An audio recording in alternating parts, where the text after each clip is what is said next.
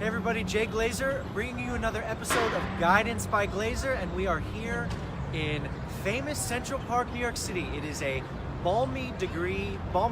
It's very balmy degrees today.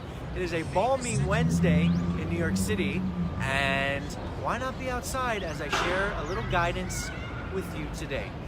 So the topic of today's discussion is all about a correcting market. I am talking to a lot of buyers right now. Of course, we'd love to be talking to more buyers, so if you're out there in the system and you're thinking about buying, reach out to us. We'd love to chat with you.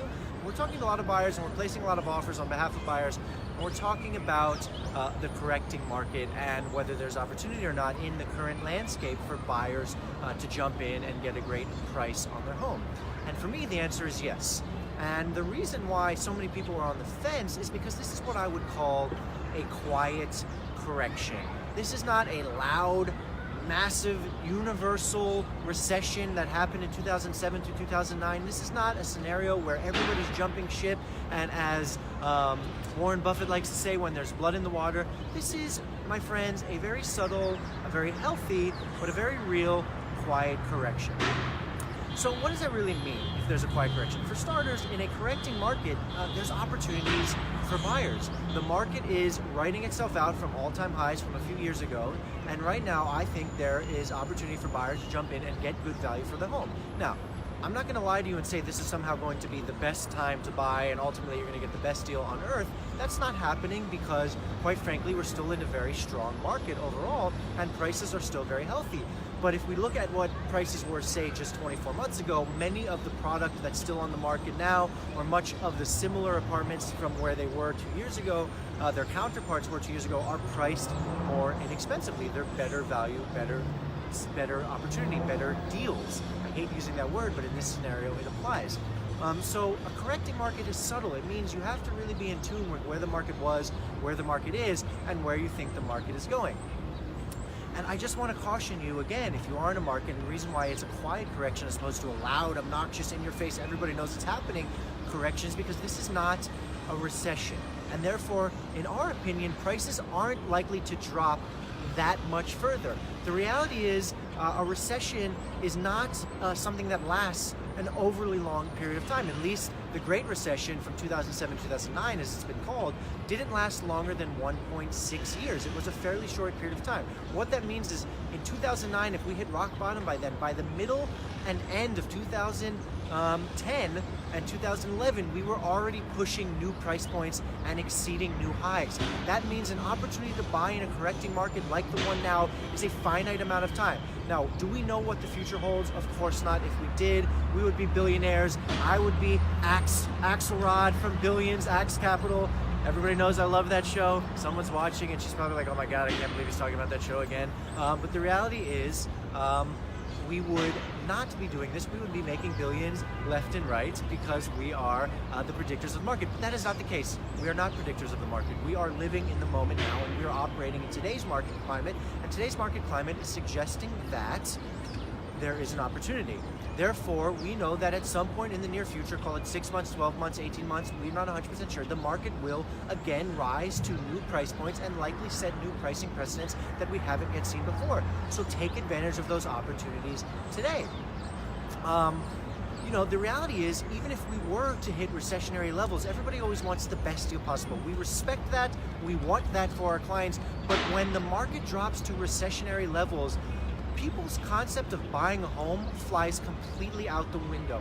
In fact, more people are concerned with job security, saving the money they have already on hand, ensuring they actually have enough funds and enough savings to pay for their necessary expenses each month. Food, housing, schools for their kids, right? Clothing, essentials, all of the things that we need on a daily basis. The last thing on people's minds when recession hits is buying a luxury apartment. So as much as there is amazing opportunity when the recessionary time hits, the reality is, say, the bankers of the world, bankers are concerned that they're not going to get paid a dollar bonus, and therefore they're not in bullish buying mode. So I actually think when a market is in a corrective state like it is now, it's maybe the best time to buy because so few people actually have the resources to buy when the market hits rock bottom. So the reality is, a corrective market oftentimes, as I just said, is a better opportunity for most buyers because they're in a happy place between having the funds on hand but also feeling like they have job security and wealth security so that they're not ultimately going to feel like buying a home during the rock bottom market is somehow an impossibility. And then that brings me to another point, is don't try to time the market, because again, if you did try to time it for the recession, the likelihood is you're not even going to be wanting to buy an apartment and pull the trigger at that time at any point. But the reality is none of us can time the market.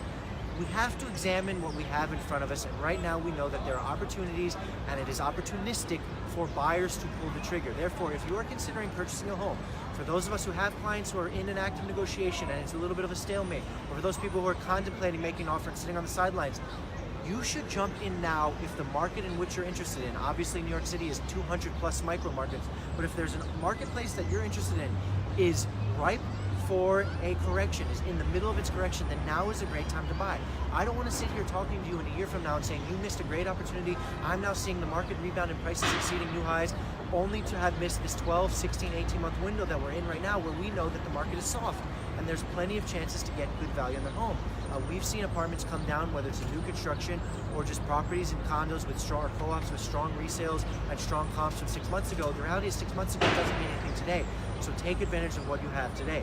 I felt really compelled to share that with you because we're actively discussing, as I said, with many buyers who are on the sidelines, who are making offers, but very fixed on this concept that the market will continue to go down and continue to drop. That's not actually the case. It might, but we don't know that for a fact. And the reality is if you're on the sideline and you're missing opportunities now, we don't want to see that. We want you to jump in, we want you to be winners in the marketplace, and we want you to take advantage of what we have today in front of us, and that is a quiet correction. So shh, don't share anybody, don't share this with anybody, but do share it with everybody. Let them know that we're out here. Glazer team is ready to answer any questions for you. I hope you enjoyed our Central Park setting. It is a beautiful day. I am standing on a rock. They call me the Rock. Bad, terrible joke. No, I'm sorry. Hashtag dad joke. Couldn't help myself. Anyway, thank you for joining us this week. I'm going to go back into my hibernating cave, aka the office, but maybe we'll see you out here next week because it's so beautiful. We hope to bring you new locations and keep it interesting for you. And if you want us at any locations, let us know. We probably can't do this video at the top of the Empire State Buildings, but we might be able to sneak into some other places. So drop us a comment in the comment section below, and looking forward to hearing and speaking to you next week.